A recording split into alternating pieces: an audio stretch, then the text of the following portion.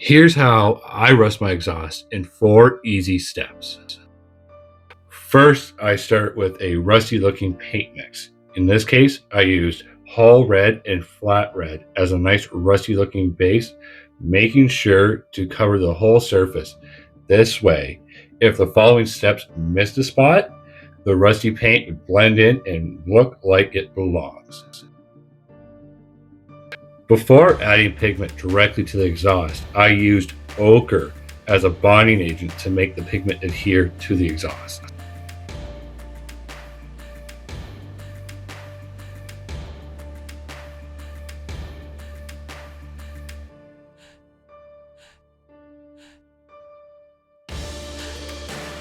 Using old and dark rust pigment gave it a beautiful contrast for the following steps.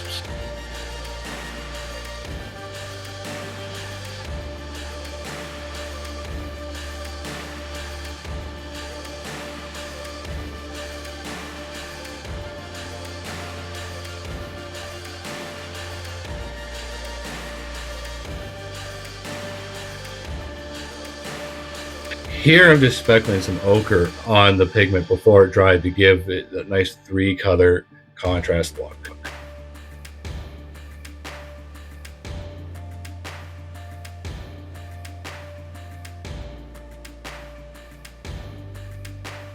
After the pigment had fully dried, I was able to brush off all the remaining pigment that was loose for the steps to follow. I added speckling using ochre and dark brown wash to make the exhaust stand out even more after all the oils had dried.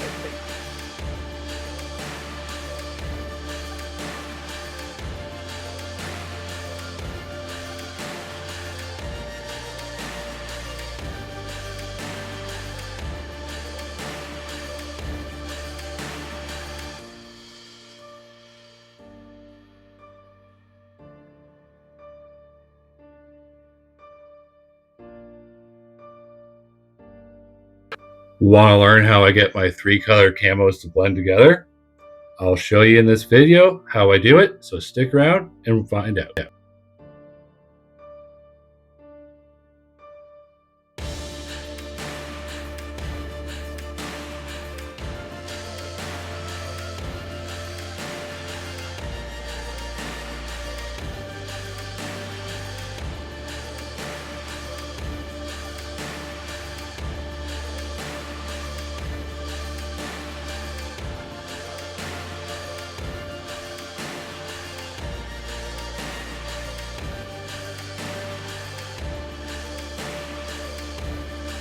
After all the pigment and oils are dry, to make the exhaust come together, I add smoke pigment.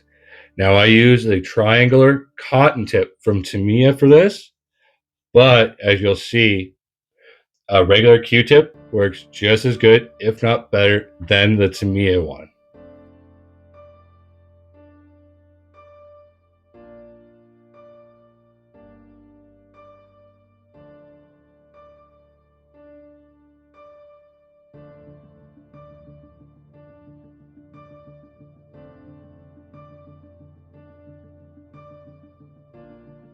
And there you have it.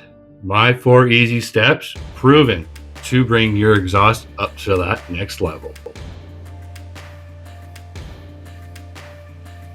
Now, how do I make my camo blend together? My first step to blend my camo is to use all 3 paints in all stages of the camo painting process. Whether I'm building tanks or aircraft, I like to use this technique so the colors don't look too stark once the final color of the camo has been applied.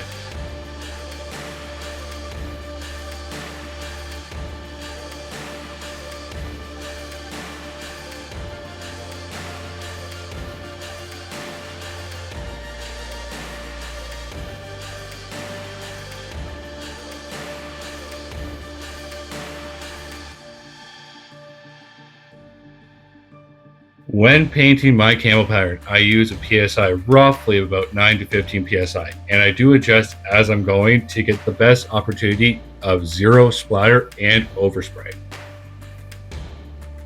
One tip I use during this step is I like to make ghost passes in the direction that I want the camo to be. This way I'm more comfortable with where on the kit the camo is going to be placed before any paint touches the surface.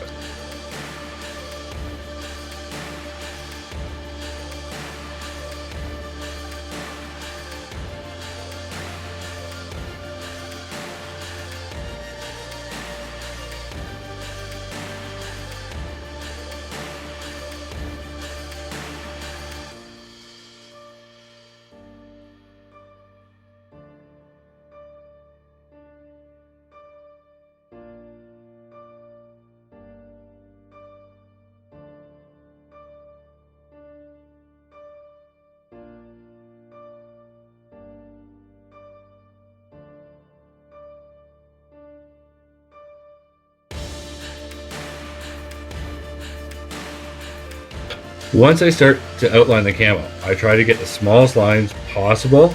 This way, if I don't like what I see, I can make small corrections before I fill the camo in and fully commit to the location and the look on the kit.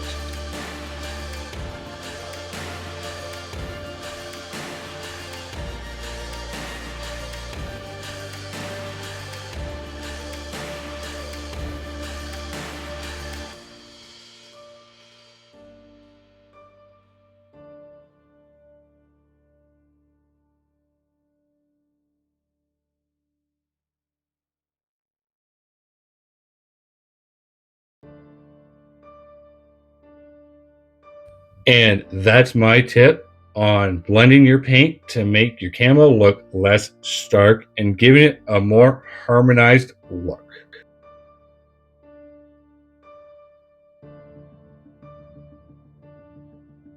While I apply the decals using micro set and micro sol, let me tell you about a mistake I made while filming this build. When it came time to give this bird an overall wash to blend these steps together, I was using dark sea blue Panaline wash from Ammo. I was showing how to have natural streaking effects from the Panaline wash when I noticed after I had completed this step and the sponge chipping that I had forgotten to press record. So unfortunately, I can't show you how I did it, but I can explain to you how I did achieve it.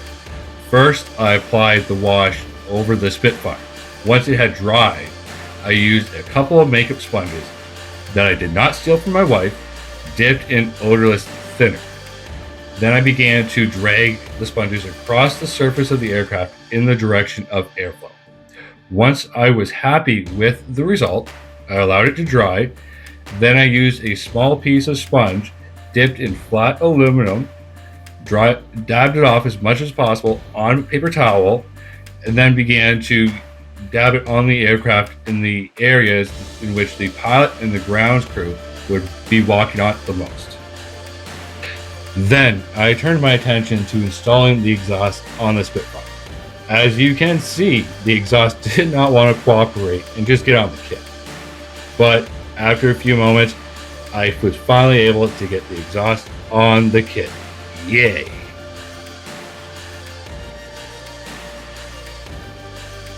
So let me know down in the comments, what part has given you the most difficult time putting it on your kit?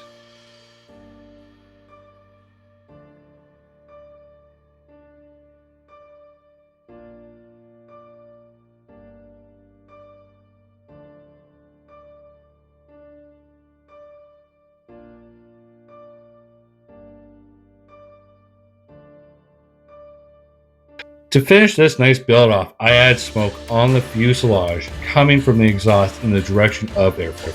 I know it looks really stark once you apply it to your model, but take a new Q-tip or your finger in the same direction as you laid the smoke on your kit. Use that Q-tip or your finger to gently knock back the effect. It looks more subtle and a lot less stark once you do knock it back. Now, I didn't paint the canopy on the Spitfire because I was having a difficult time trying to make the mask for the canopy so I could paint it. Next time, I'll have to buy the pre-made canopy masks for the kit.